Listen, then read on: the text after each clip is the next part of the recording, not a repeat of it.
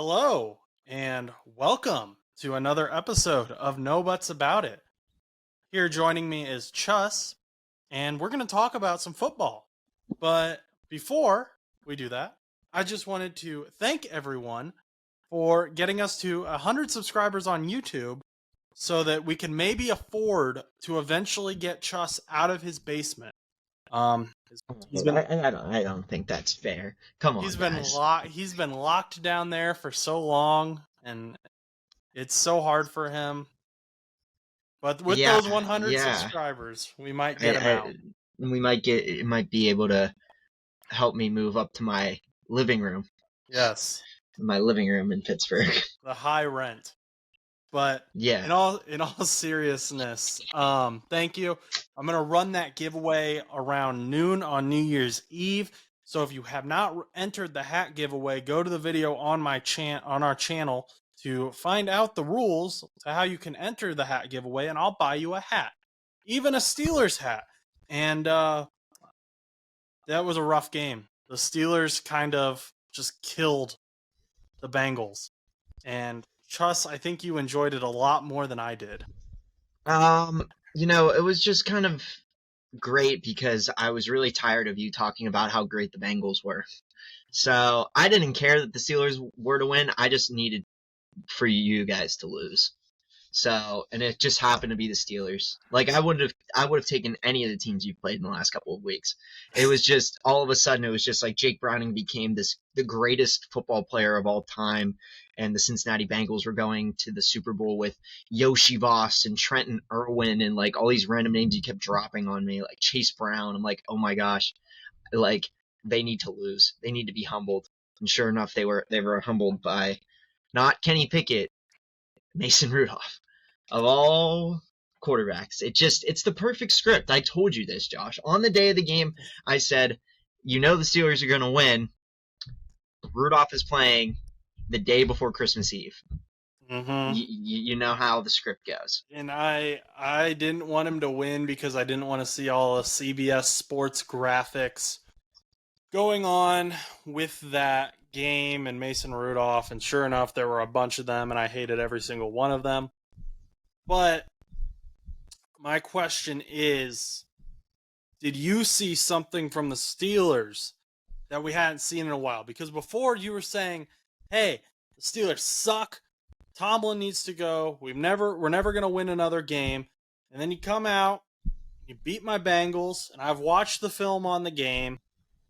Pickens was great. Rudolph was great. I knew the run game was going to be great because Reader was out, and your guys' run game was great. What did you see that you liked? So, there's a couple of things that I liked. So first and foremost, it looks like I'm peeking. I'm sorry. I keep like looking over and it looks like I'm like in the red like constantly. If I'm fine on your screen, I just don't want it to seem like I'm screaming. But one of the things that I really enjoyed was whenever Mason Rudolph went out, it almost looked like it wasn't that he like didn't care necessarily, but he played as if nothing was bothering him.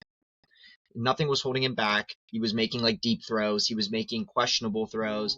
And by questionable throws, I don't mean like, oh, that was like a weird throw. Why would you do that, Mason? Like one of those throws where like he's not scared to like take a risk. Like the first play of the game, like he threw it to George Pickens, but like George Pickens was like right around 3 defenders. It wasn't like it was a situation where it was like, oh yeah, he was wide open. No, he was in coverage and he just happened to blow through them. So I feel like Mason Rudolph was not afraid to take risks. He threw a deep ball to George Pickens later on in the game. He tried to throw one to Deontay Johnson. It kind of just was thrown a little bit too far over the head. It probably would have sealed the game, even though the game was pretty far out of reach at that point. And then there was another deep ball that he almost had, but it was like a questionable like hold PI looking thing that I was a little suspicious of, but we ended up getting that back by another play that we had, so in the end zone. So nonetheless, I think that the Steelers showed a lot of promise in that game compared to like the last 15, 14, 13 weeks that we played. The thing that I really enjoy a lot about this game was that Mason Rudolph kind of was playing as if it was like a 2019 Steelers game, where it was like you're throwing those long bombs, you're taking those shots. He didn't look as nervous. It just felt like the team that we were expecting all season. Like in preseason, they're like, oh, this Steelers team is going to be unbelievable, but then we just never got to that point. And I think finally we reached that like point where it was like, oh my gosh, this is exactly what we've been waiting for, and we finally got it. Now, I will say I'm gonna take it with a grain of salt because it's not that don't take this the wrong way. Do not take this the wrong way. But the Steelers did put up 400 yards against Cincinnati, and then just so happened to beat the Cincinnati Bengals 34-11 with Mason Rudolph in there and all of those things. And I don't want to like get too ahead of myself here, but I don't want to say that this is like 100% the best direction. It makes me hopeful, but it's no different than the 400-yard game where I was like, oh, that game showed a lot of hope. This game shows hope, but it also still, worries and concerns me because it's like, I love Kenny Pickett, but is he the future? I mean, I don't think Mason Rudolph is necessarily the future because he's played one game. I mean, he did well in 2019. I mean, he's done okay, but it's not one of those things where it's like, I think that we just don't know with Kenny because he hasn't really shown that much production. And Mason Rudolph had like a stellar game against the Bengals, but I do think Steelers fans just need to take it with a little bit of grain of salt, just because we did put up 400 yards against you guys when Matt Canada got fired the week after, and then this week we ended up putting up this past week we put up 34 points offensively, more or less. I don't think we had any defensive. I think it was all offense mostly, but nonetheless, I don't want Steelers fans to get ahead of themselves. I do think Mason Rudolph should finish out the rest of the season because at this point, who cares? I mean, I don't really think we're going to be making a playoff spot. I mean, he came off a big game. I mean, the worst that could happen is we lose in Seattle, which I'm not real confident going into that game since the Steelers haven't won a game in Seattle since the 80s. And that might have been, I think, our only game that we've ever won in Seattle, ever. So I don't really feel confident going into that game regardless who's in quarterback. So it doesn't matter to me. So, but I mean, at this point, why risk it? Next thing you know, you throw Kenny in there and he just like tears his ACL or something, and then he may not start at the beginning of next year. I mean, there's a lot of uncertainty going into the offseason right now. If Mason Rudolph wins out for us, or like even wins next week and then, or even loses next week and then you have him start against Baltimore and they beat Baltimore just because it's a divisional game. Like, honestly, in my opinion, I would keep Mason Rudolph over Mitch. I would just let Mitch go. You cut him. I think his contract should be up. If they extended him, cut him, trade him. I don't know, get rid of him. Because then at that point, like, you have your backup. And then if you want to get a third string and you want somebody to challenge Kenny or somebody that's going to be on the come up, like, then just draft somebody. Like, draft a second round quarterback that might fall. Like, I don't know what quarterbacks are going to fall this year because we didn't expect Will Levis to fall. But like, let's say like a Drake May falls. I'm not saying Drake May is going to fall, but let's say Drake May does fall. Drake May is going to fall. You heard it here first from Chus. Just putting it out there. But yeah, I think it's a little too soon to tell, but it did show a lot of excitement, and it gave me a little bit of nostalgia to the glory days when like those just the big throws and the big catches and just George Pickens kind of like resembling like those like Antonio Brown moments and Mason throwing like Big Ben. I'm not saying he is the next Big Ben. I'm just saying that he definitely showed some strokes of it, and it was a very nice, refreshing change to a lackluster, mediocre Steelers season. So it was very annoying. You guys kept doing these weird like things where we would go to tackle you and then you'd break the tackle. Like, that was really, really annoying. Specifically George Pickens on the first play of the game for the Steelers offense. That was a simple slant route. That was nothing fancy. That was nothing to write home about. It was just, okay, slant route, first down, fall down. That was all you wanted from him, really. Mm-hmm. No. You guys said in the zone, I think they were in zone on that play, if I remember correctly. They had him. Yeah. They had him. I think it was DJ Turner. It was either DJ Turner or Chidobe Awuzie. And they had him wrapped up. And then he just juked him and then left. And that happened so many times throughout the game. Something I said last week was, why is DJ Turner, our rookie cornerback, covering Justin Jefferson on one-on-one? And I'm going to say the same thing this week. Why was DJ Turner, our rookie cornerback, ever one-on-one with George Pickens? And you could say it's a height thing because DJ is one of the taller corners in the room, but he is closer to Deontay Johnson, if you want to do the height game, than he is George. And both of them can be dangerous, but I'd rather have DJ Turner on George Pickens or on Deontay Johnson personally. And Dax Hill is getting crapped on because he didn't have a great game. But no one on the Bengals defense had a great game. The Bengals defense played awful. They could not tackle. We got to go back to the fundamentals. It wasn't even that the scheme was bad, and everyone's going to blame DJ Reader. Everyone's going to say, well, DJ Reader was out, and that's why the defense didn't look good. No, I'm being honest. DJ Reader, there were things the defense was doing poorly that DJ Reader would have had nothing to do with. Maybe you could argue he's a pass rusher, and so he'd put more pressure on Mason Rudolph. But even then, it's like, okay, but he's not going to be able to do that every play. And if the ball gets out, the secondary has to be able to tackle. Jordan Battle was once again the highest rated safety. Jordan Battle is a top 15 rated safety in the NFL right now. He's also the highest rated rookie safety. We know that we have our Von Bell replacement in Jordan Battle. Now we have to figure out who is going to replace Bates. Is it going to be Dax Hill? If it's Dax Hill, then you have to draft a corner. We cannot keep doing this thing where he keeps bouncing back between safety and corner, because Cheeto is not coming back. We're just the way the Bengals do things. Cheeto just likely isn't coming back. DJ Reader likely isn't going to be able to go next season because quad tears take forever to come back from. He's also a free agent. He's also going to be over 30, which puts him like three things the Bengals wouldn't bring him back for. I'd love for them to bring him back late season if he doesn't get signed, if he can't play or something like that. But I think we have to go into this next season, expecting DJ Reader to not be the guy. He isn't going to be the defensive tackle that we can count on. We need to draft a defensive tackle. Gonna need to draft a cornerback. Then on the other side of the ball, Jake Browning. I love Jake Browning. I think Jake Browning's a great backup. He also might not be back next season. He also played like crap.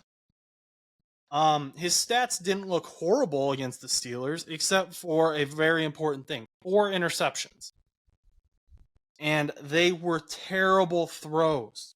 2 of them were just like, who are you throwing to? One of them was in the end zone. And watching it, I was like trying to find the nearest Bengal player, and I couldn't find him. So everyone on Twitter was saying, oh, well, if DJ Reader had been in, this game would have been a lot closer. If Jamar Chase had been in, this game would have been a lot closer. No, because Jamar Chase doesn't prevent you from throwing interceptions, and DJ Reader doesn't prevent you from not being able to tackle in the secondary. Mason Rudolph had a great game. Bengals get Cam Taylor-Britt back against the Chiefs. They might get Jamar Chase back. I, however, am not going to mention in any confident manner that the Bengals can beat the Chiefs. The Chiefs played like crap against the Raiders. That's true. They got beat by the Raiders, who only allowed 63 passing, or only needed 63 passing yards in the first quarter alone to beat the Chiefs. And the Chiefs are on a downward spiral. But so were the Steelers. And Mason Rudolph looked great. And Patrick Mahomes is way more dangerous than Mason Rudolph. So Yeah, I'm man, just I can not say that. I I'm can say not gonna say anything. You can talk about Kadarius Toney. You can talk about whoever you want on the Chiefs. They still have Patrick Mahomes. They still have Travis Kelce.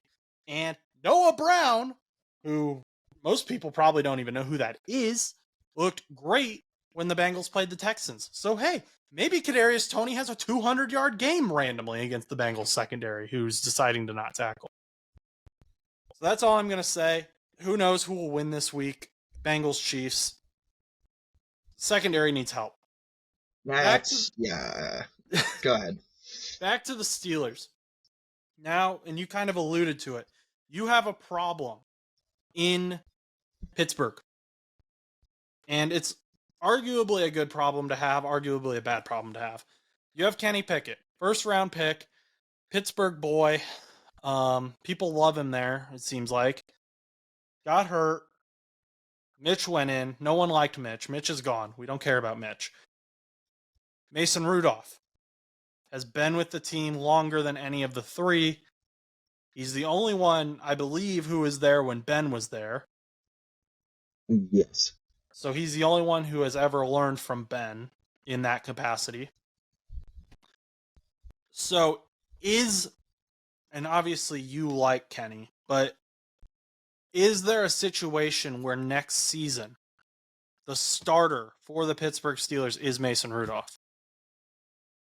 See, the problem is I can't see it happening, not because I don't want it to, because look, I love Kenny Pickett, but I do agree that I don't think he's been playing up to par. I think honestly, I mean, he hasn't played and he hasn't really played like December football this year. I mean, he got hurt in the Arizona Cardinals game, but like he looked better last December than he has most of the season this year.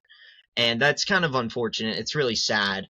And I kind of expected a lot more from him going into the season. Like he showed a lot of promise in preseason. There was just a lot of, just disappointment. And the thing is the one thing I know about um, Mike Tomlin is it will really depend on a couple of things because Mason Rudolph has to be re-signed. Will they re-sign Mason Rudolph? Oh, Mason Rudolph had a good game. Will he finish out strong? Will they even consider re-signing him, or will they pick up like some random second string to mentor Kenny in the offseason? I mean, I'm not saying this is like because Russell Wilson would want to start, but there might be somebody out there that's like a Russell Wilson who might get let go that could be a really good mentor to Kenny Pickett. That, kind of how Ben was to Mason. Mason never got to that point.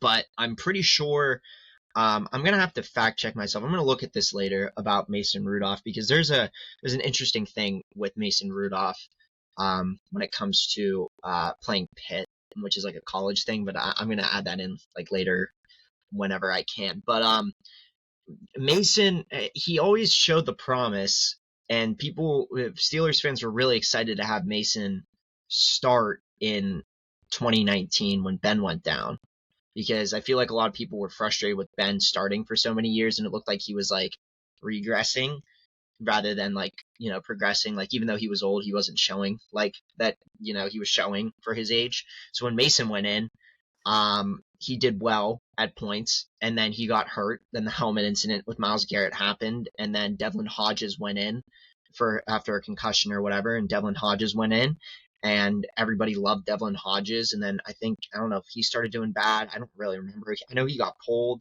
Mason went back in. Mason did bad the last couple of games of the season. He got booed. And then they just started hating on Mason Rudolph. But now Mason Rudolph is the savior of Pittsburgh. So I don't know what the Steelers are going to do. There could be a possibility, yes, that he starts. But first and foremost, they have to re-sign him. This guy isn't on a contract for 2 or 3 years like Kenny is.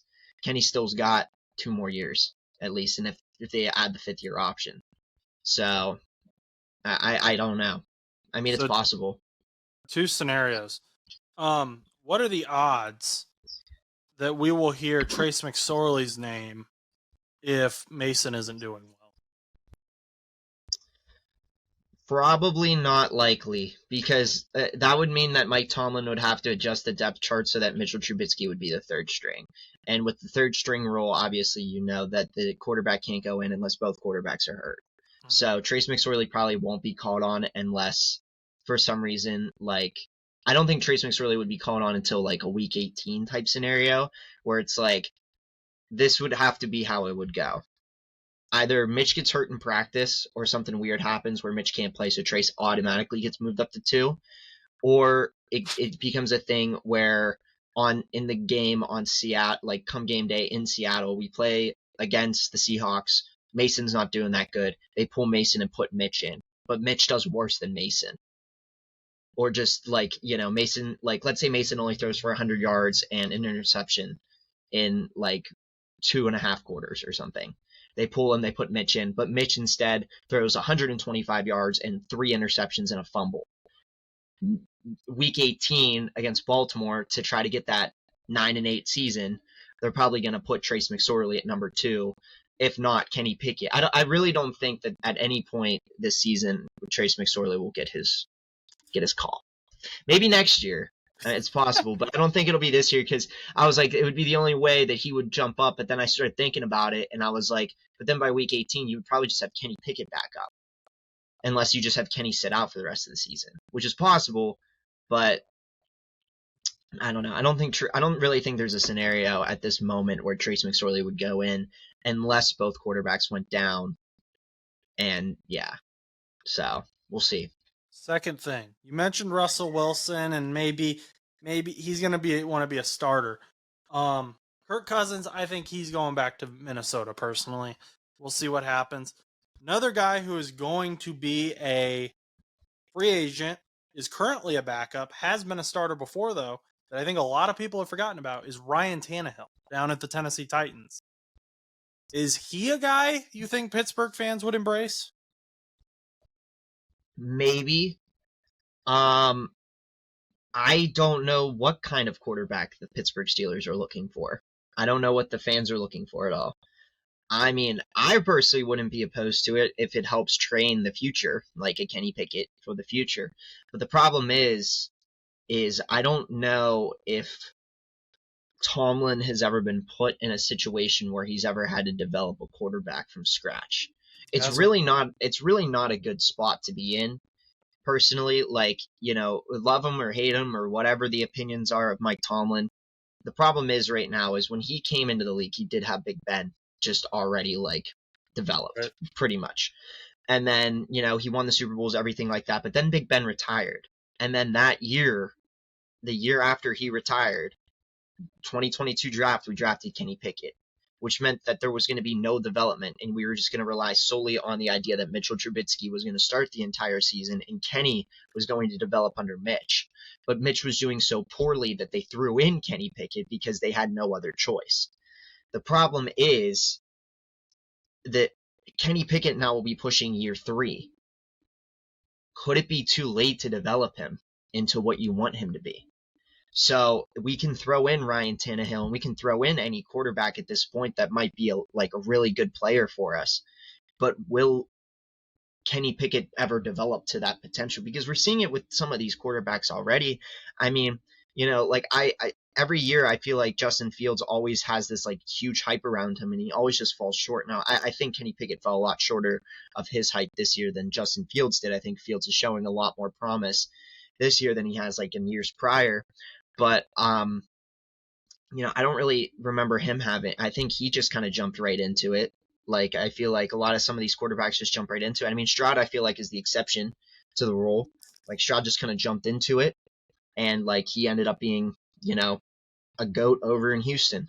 Bryce Young, he's struggling right now. He for day one starter, but then you have someone like Trevor Lawrence, who day one starter, it took him a season and a half to finally figure it out. I mean, it's possible, but there's a lot of issues because, a lot of those coaches, have taken time to figure out how to develop quarterbacks. And also on top of that, Mike Tomlin has only had one giant franchise quarterback. It kind of makes me think of like, kind of like maybe what the Patriots have been kind of dealing with right now a little bit. Bill Belichick had Tom Brady for so many years that even I don't remember when Bill Belichick became the coach of the Patriots. I don't remember if he had like how that whole scenario worked because Tom Brady has been in the league longer than I've been alive, or Yeah, he was.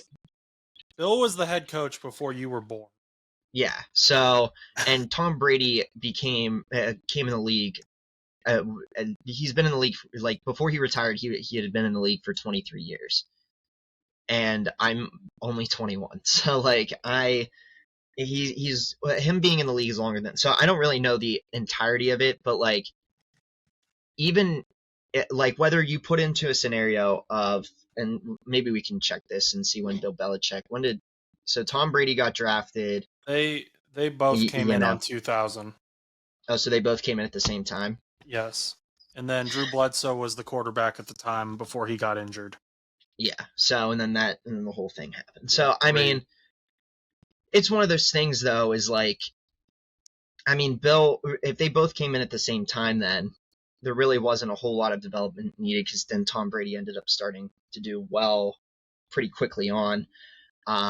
Obviously, there's some development there, but it's almost like, the learning, the strength of maybe developing a quarterback or knowing how to develop a quarterback kind of dwindles over time because you've had such perfection of like 21 seasons, with the Patriots, and then that's why like all of a sudden now, you're without Tom Brady and you don't really know what to do and you're kind of in shambles with Mac Jones and stuff like that, and you're just struggling to flip around quarterbacks and stuff. And this might be what's happening with the Steelers.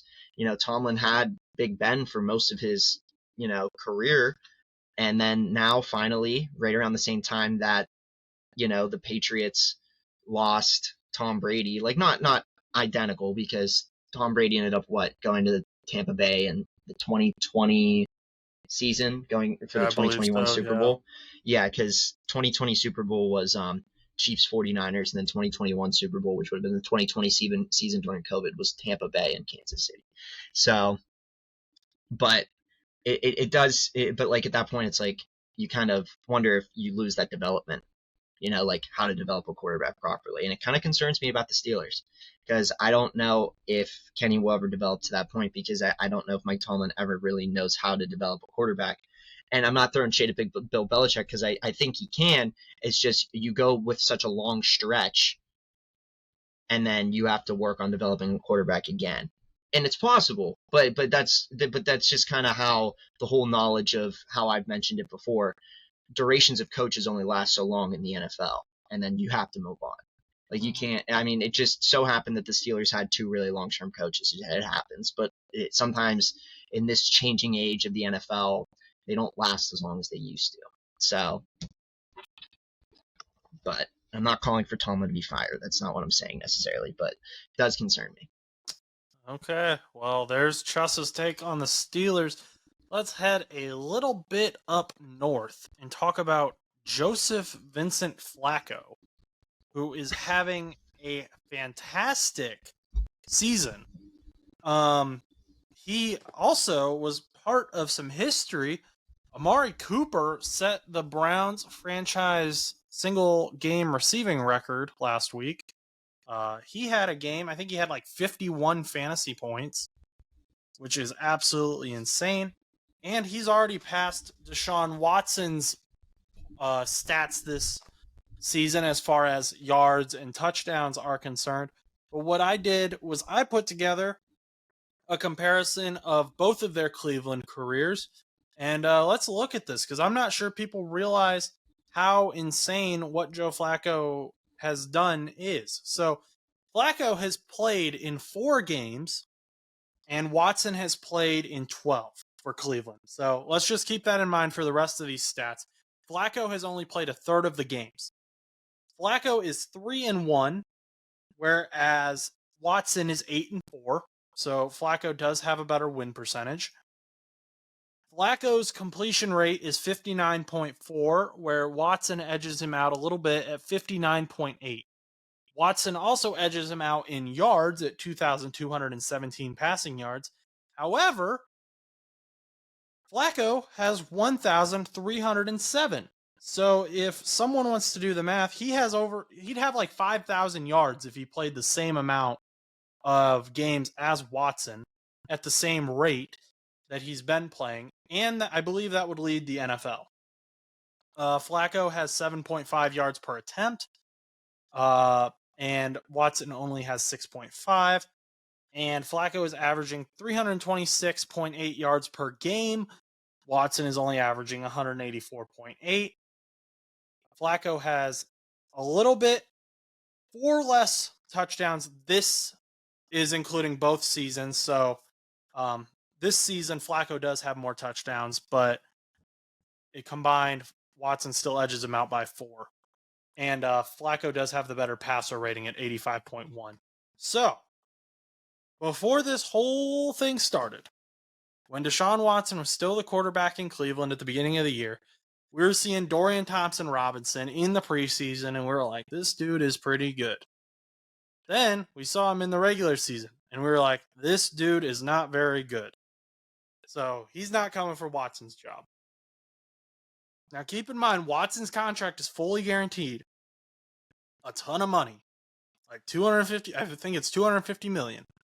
Which is a lot of dough to be spreading on a quarterback who was suspended last season for half the season and has been injured for most of the season this year.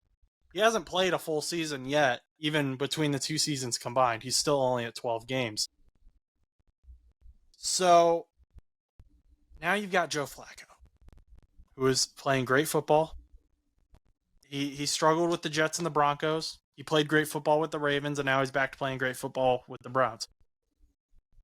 Is there a situation, do you think, where next year you try to get rid of Deshaun Watson and keep Joe Flacco around? Because he's got you in playoff mode here.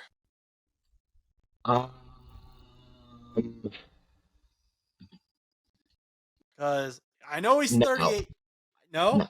Why not? Joe Flacco is 38, bro. I know he's the Cleveland Browns will be, not progressing.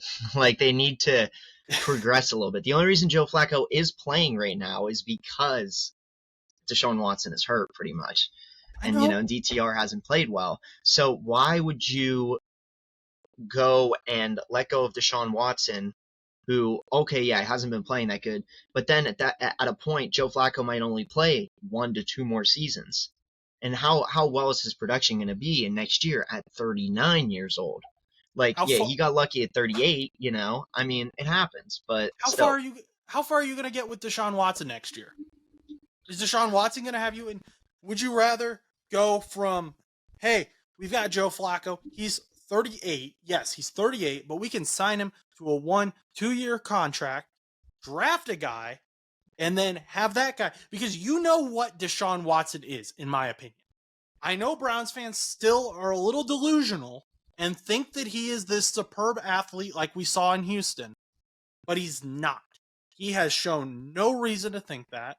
He has played awful in the games he's played in, and Joe Flacco is doing this without Nick Chubb, without like half of their O-line, with a beat-up defense, which is still one of the better defenses in the NFL, I know, but his connection with Amari Cooper is fantastic. His connection with David Njoku is fantastic. 2 things that Deshaun Watson didn't have. The passing game is dangerous now, and that'll help Nick Chubb, and it'll be a good relationship. Why would you not do that? For 1 year, bro. He's 38. And yes, where are you going to trade Deshaun Watson? What team is going to want Deshaun Watson? I have no idea. Because you cut him, you still have to pay him. So the whole idea of Deshaun Watson leaving Cleveland is not happening. So I hate to say it, but like, you can have Deshaun Watson, but he's just going to sit on your bench anyway if you have Joe Flacco start next season throughout the whole season. And he's still going to be paid his guaranteed money, because no team's going to want some crappy Deshaun Watson who's not playing that good with all of the baggage that he's had over the last 5 to 6 years with all the drama that has surrounded him. So nobody's going to want him. So, and you can't cut him because you're still guaranteed the money.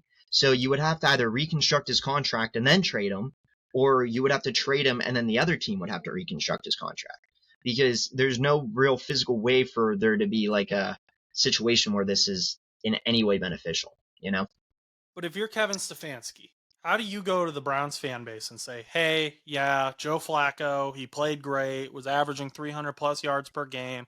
Players loved him. He took us on a playoff run. They're still in the running for the 1 seed, mind you. He had us doing really well.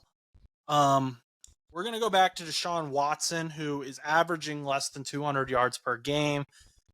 Threw a bunch of turnovers. No one really likes him because of his off the field issues. How do you justify that? You can't. And the problem is you have to think about it long term also. Just because Joe Flacco's playing good right now also doesn't mean he's going to play good next year. On top of that, we don't know if Joe Flacco wants this to be his last year anyway. Maybe he wants his last year. Maybe this is Joe Flacco's last year. So if Joe Flacco's like, oh yeah, I'm going to retire next year, the Browns are in no choice but to have to run with Deshaun Watson regardless of how good Joe Flacco played. So it's one of those things where it's like, I think it's a little too soon to call it, but also it's really hard to say that,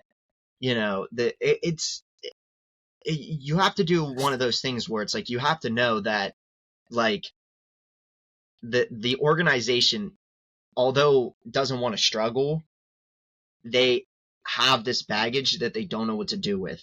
So they're gonna want to use the freaking money that they've paid for this guy. So unless they trade him away, which is probably very unlikely, they'll probably have to trade Deshaun Watson and like a first round pick for him because nobody's gonna want him. This is just. I don't think Joe Flacco is going to start next year. And the reason is not because I don't want Joe Flacco to start. I just don't think that logically in the Browns organization, they're going to make the smart decision and have him start because number one, of his age, number two, the contract that they have to deal with on the bench. So, well, you can't keep Joe Flacco on the bench because then you have a Pittsburgh situation. If you keep Joe Flacco on the bench in Cleveland, then as soon as Deshaun Watson starts doing bad, the fans are going to start cheering for Joe Flacco. Okay, then you would have to let him go, which will probably prompt him to retire. Unless a team picks him up, which is possible, but I mean he's like 39. The Jets letting him go didn't prompt him to retire, and that's arguably worse. Yeah, but also that was a year ago. And now he'll be pushing almost 40. Most quarterbacks only go up until they're 40. Most players don't go past 39, 40 years old, other than maybe Tom Brady. Like Aaron Rodgers pushing 40 is a push. It's a stretch. I don't really expect that long with Aaron Rodgers in New York. Him tearing his Achilles this year is probably the biggest issue because you just wasted that entire year. And now you're going into next year at the age of 40, which he might still play well, but you're only going to get a year out of him. So the Jets on that side should draft a quarterback. And the same thing with the Browns. At that point, you might as well just draft a quarterback. Because if DTR isn't the future, then who is? Because Deshaun Watson isn't playing that good, and you can't have Joe Flacco for more than like 2 or 3 years. So... And that's what... I don't think Joe Flacco is the future face of the franchise or anything like that. I'm saying... You're going to have to draft a quarterback either way. We know that. Whether it's this season or next season. Do you decide for the next 2 years Joe Flacco gives you a better chance at making the playoffs? Or do you just say, hey, we screwed up. We're not going to make the playoffs for 2 years and then have Deshaun Watson be your guy, tank for whatever reason. Do you call him my guy? No, you're saying you're the Browns organization. Oh. Yeah. I was like, he is not my guy, bro. No, but I think that's what you have to do. The Browns are going to go from being a good team, a decent team with Joe Flacco, to being awful again with Deshaun Watson.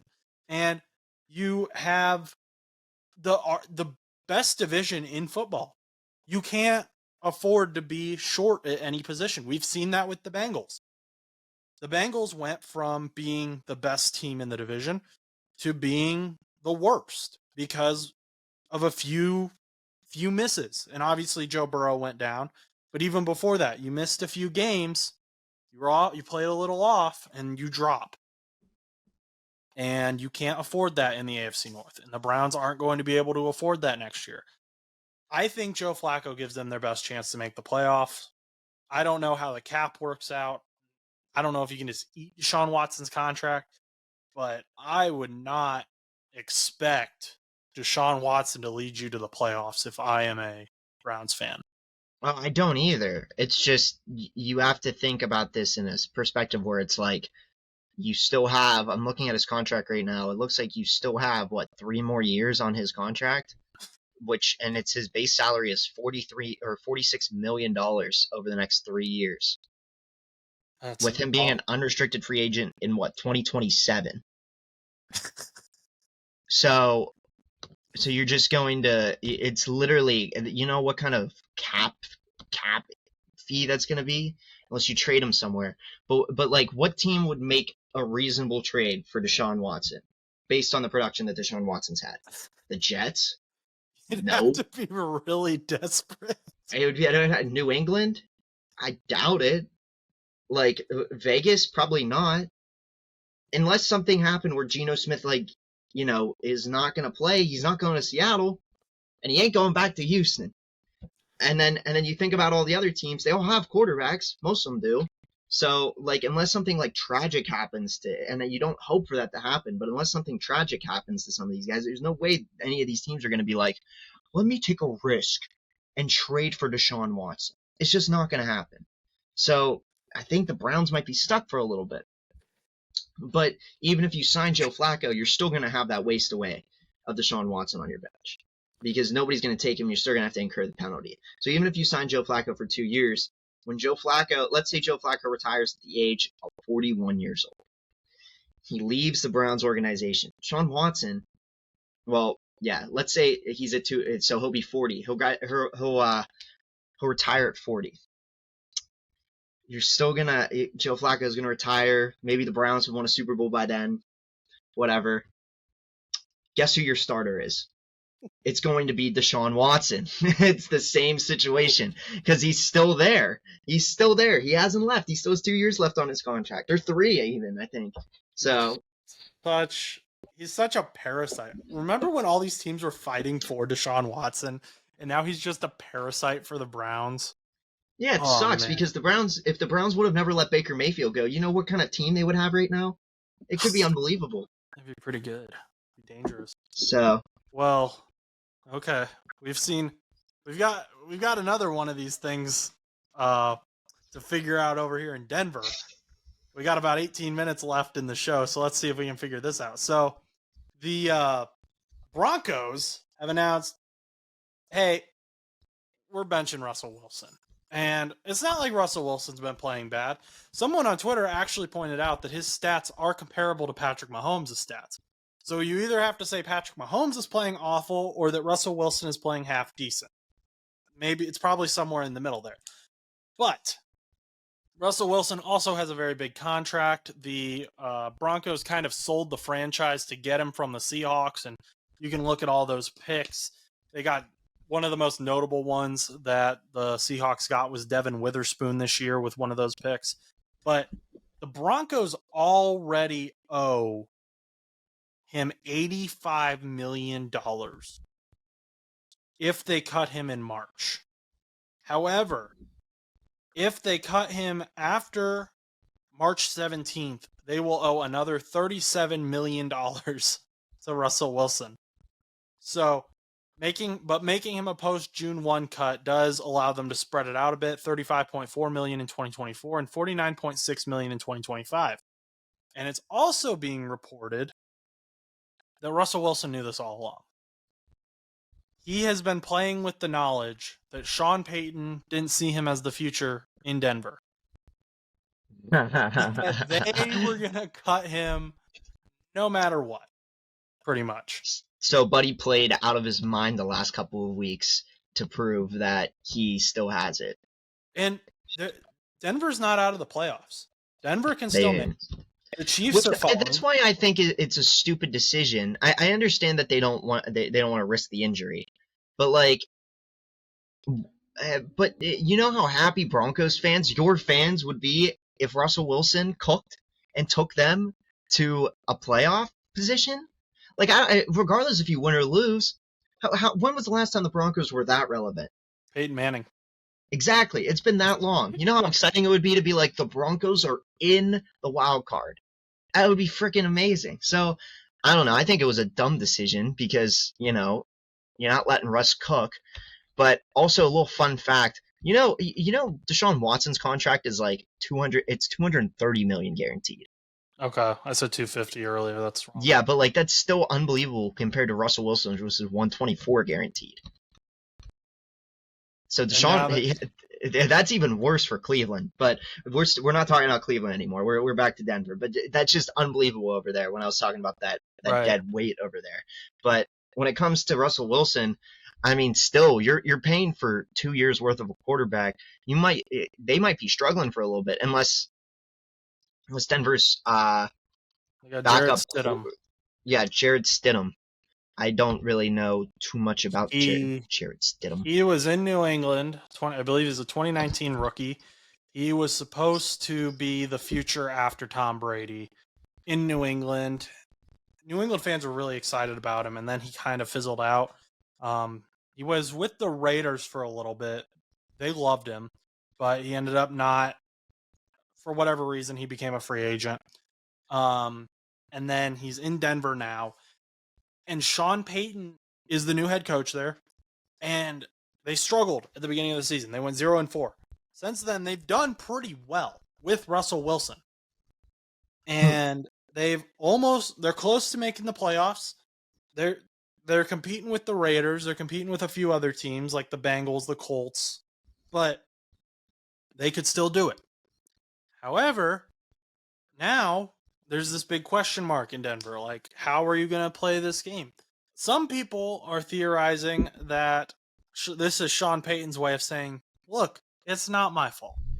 It's Russell Wilson's fault if we don't make the playoffs. Dan Orlovsky was not happy about this. He was on Twitter last night going off, talking about how if this is true that you told Russ all season that he wasn't going to be the starter, that's awful. Also, they apparently told him that, according to Diane Razumi from ESPN, told him that and then asked him to restructure his contract. Which, why would he do that? If you're telling him he's not the future, he's going to take your money and run.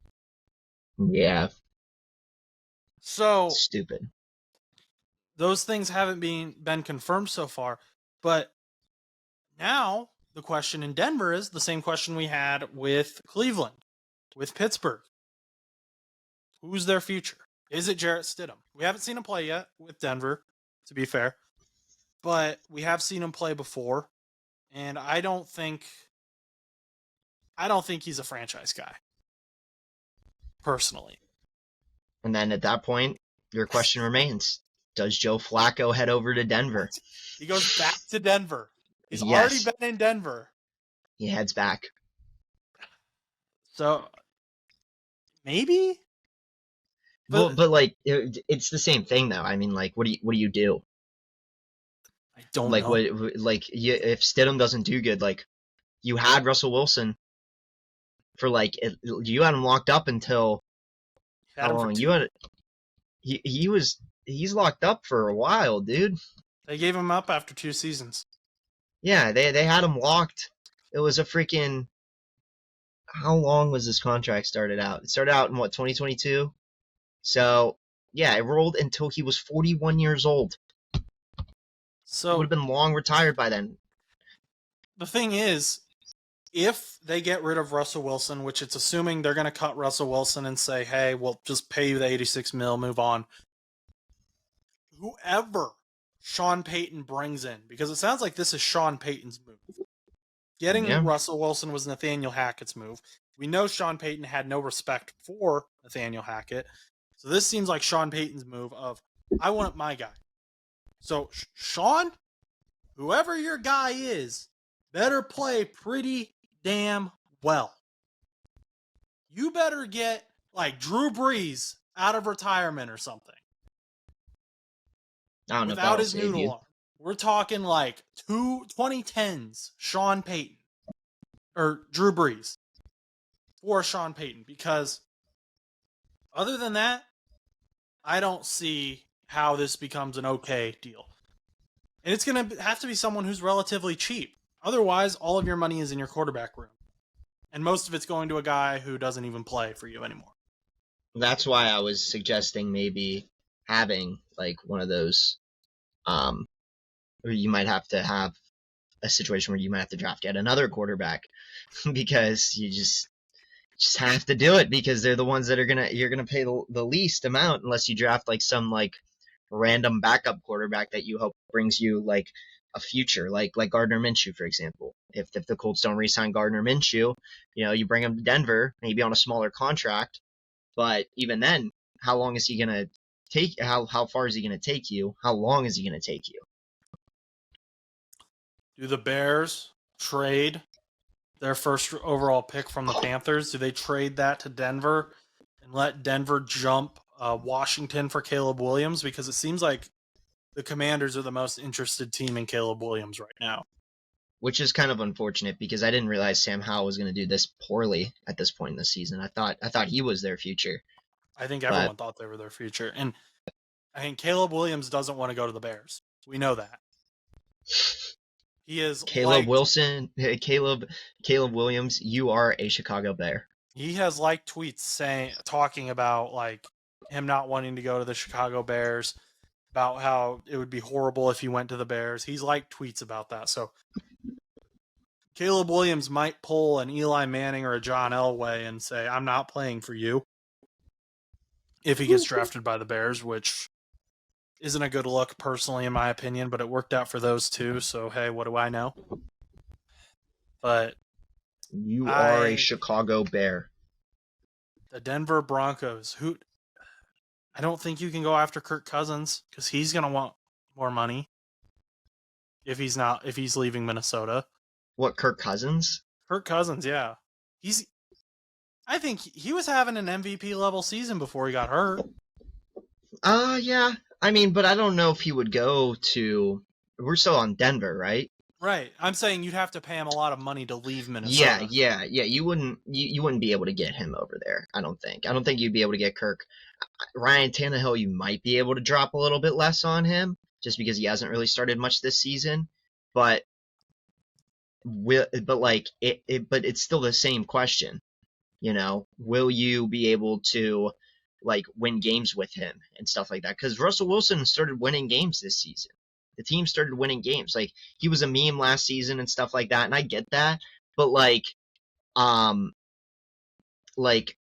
it's still one of those things where it's like, yeah, he was, because it was like the whole bathroom gag or whatever, like with Russ. But like, I mean, he's still this year he's actually winning games. So I don't know.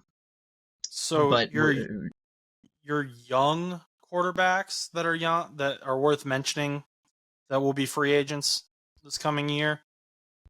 Tyler Huntley, who was the backup in Baltimore. I wouldn't be surprised if Baltimore tries to re-sign him. I wouldn't either. Sam Darnold, who's currently the backup in San Francisco. Would you want Sam Darnold? I don't know. Drew Lock, who has already been in Denver and was part of the Russell Wilson trade. He's 27. No, I wouldn't. He's not going back. Minshew's 27. I wouldn't be surprised if the Colts re-sign him. Jake Browning is 27. I think the Bengals are going to try to keep him. He's only making $750,000 right now. Mason Rudolph, 28.4, or is his age? He's 28. Excuse me. 28.4. Baker Mayfield's getting re-signed by Tampa. I know people don't think he's necessarily playing as good as he can, but I think they like him down there. And Josh Dobbs is 28. I think those are the guys you have to go after, and those aren't great names. Yeah. I don't know. I think it's a bold move to cut Russell Wilson, but I Denver fans, I feel for you right now because I don't. For just a little bit, I thought you guys had some hope. There's no hope right now. That was a terrible, terrible decision.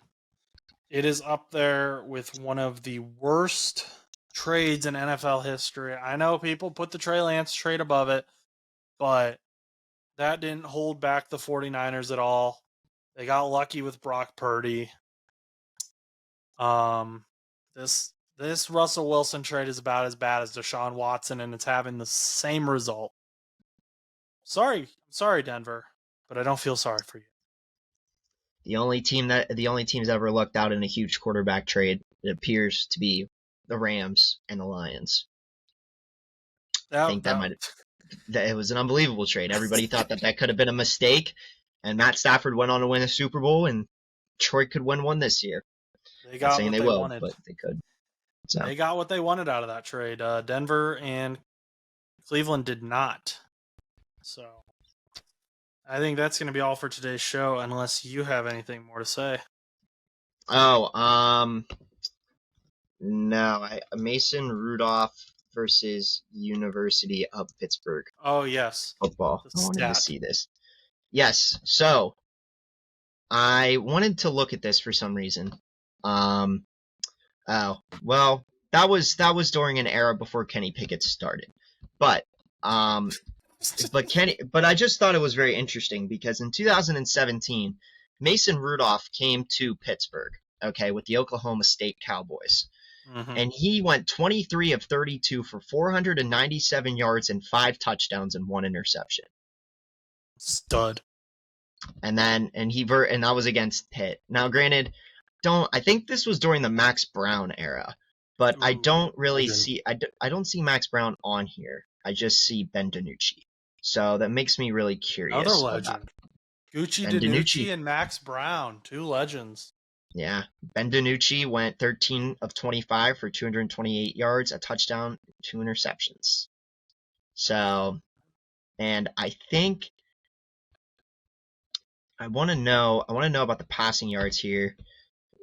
Well, now it's gonna. Yeah, never mind. I'm not gonna look at all the things because I thought Brown started for a brief moment, but don't think so because I know that he started at one point in the season. He might have been hurt at this point, or he might have gotten benched. I don't remember. He probably got benched because we lost 59-21. Mason Rudolph threw almost 500 yards and 5 touchdowns. Goat. I thought it was for some reason for a moment I thought it was against Kenny Pickett. But it was not against Kenny Pickett. It meant nothing. I just wanted to bring it up if it was. But yeah, he did. But I knew that he had a huge game against Pitt with Oklahoma State. So. To end on that completely meaningless note from Chus. You're the one who said it meant nothing. It didn't. It did. I mean, it didn't. I brought it up because for some reason I wanted to mention it. Yeah. But I just remember it happening in 2017. Shout out Max Brown and Gucci DiNucci. Thank you for listening to today's show. If you enjoyed, please remember to like, comment, and subscribe. We can be found anywhere you listen to podcasts and on YouTube at No Butts About It. Our social media pages are NoButts_show on Instagram and No Butts Show on TikTok. On the Instagram, I have been keeping you up to date on game day injuries as well, the best that I can, so make sure to follow that.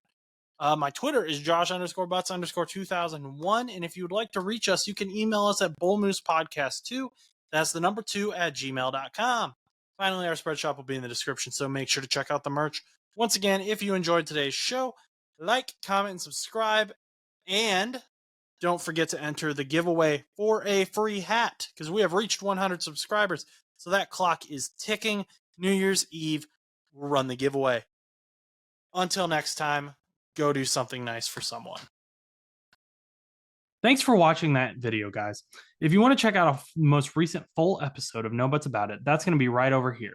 Yeah, right there. Check that out. And if you just want to see more short clips, we're going to have one right over here for you to watch. Check out No Butts About It on Spotify, Apple Podcasts, anywhere you listen to podcasts so you can listen to us on the go. Once again, have a great day and go do something nice for someone.